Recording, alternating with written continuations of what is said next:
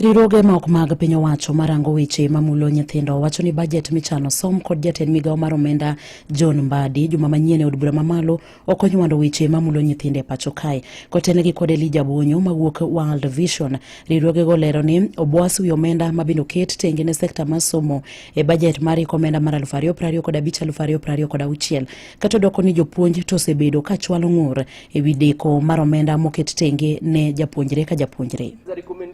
To reduce the primary school capitation by 900 million. If you look at the report from children, on what they said, one of their priority was education. But here we are saying there's a reduction of 900 million, and the word is very clear, capitation. And you all know, this year is where we have seen delays in capitation. If you listen to head teachers, heads of institutions in primary and secondary, they keep on saying, pesa imechelewa.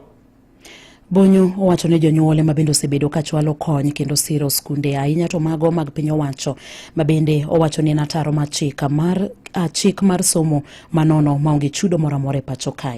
Wazazi pia wanalalamika, shule mingi inawaambia walipe pesa directly katika mashule. Kuna zile shule wanaambia wazazi walipe pesa ya admission, ingawa sheria ya elimu inatuambia admission is illegal, you cannot ask for admission fees.